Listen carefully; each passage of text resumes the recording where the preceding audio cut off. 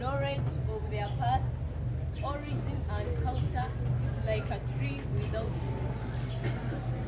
The guest of honor, today judges, teaching and non-teaching staff, my fellow competitors, ladies and gentlemen, a very good morning to you all. Standing amidst you all is Mumela Urangamirano, Senior 5K, a representative from INTER-HOUSE House, hereby deliver a speech about the impact of deculturalization on our society today. Deculturalization is not easy but not enlightened, and this is the destruction of the culture of the dominated group and replacing it with the culture of the dominating group.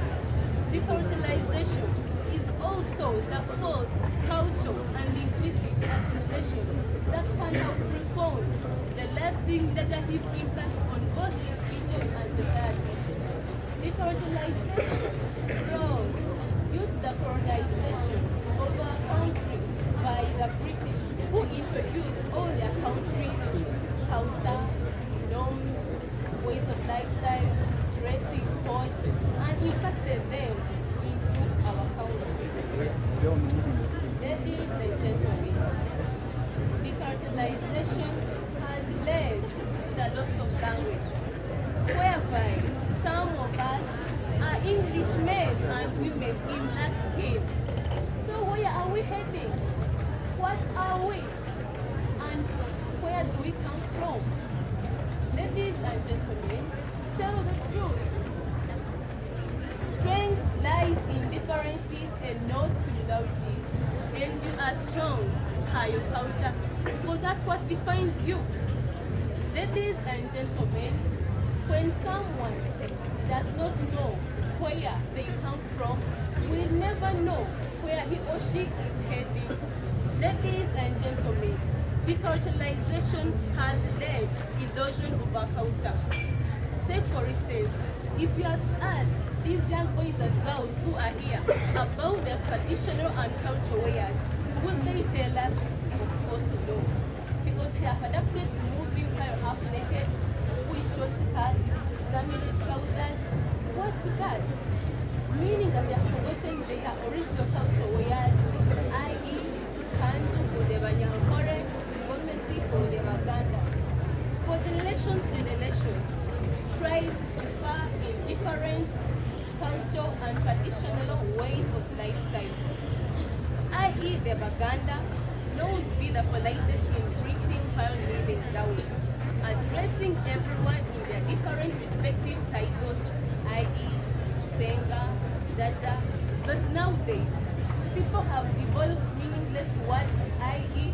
Niga, Guy, where you find someone shamelessly addressing an elder as Kazende. Can you imagine? Mean that our culture has been greatly affected. When the past no longer illuminates the future, the spirit walks in darkness. Ladies and gentlemen, deculturalization, immorality has taken over in the youth and young evolved people. Take for example, homosexuality, like a man to man. So, where are we heading once this continues?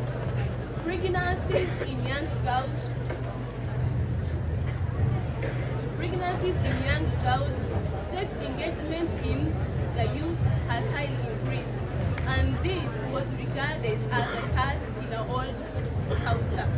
In addition to that, ladies and gentlemen, we are getting cases where the youth are engaging in forbidden relationships with their fellow classmates and even siblings, leaving out the fact of blood relations.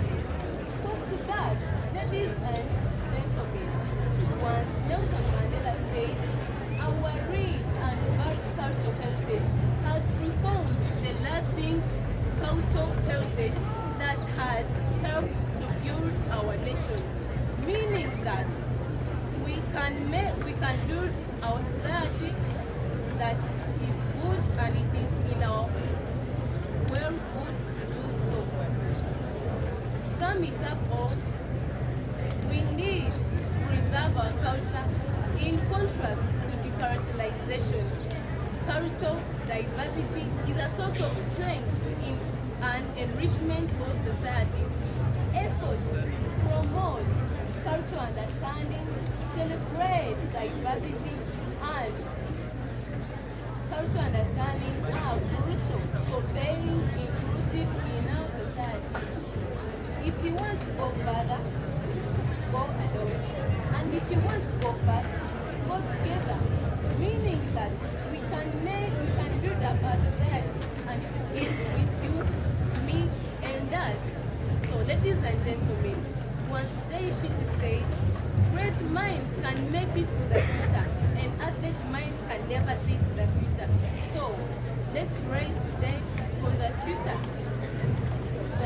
generation and a greater society. I remain Humela Uranga, representative. Thank you very much. Yes, good morning.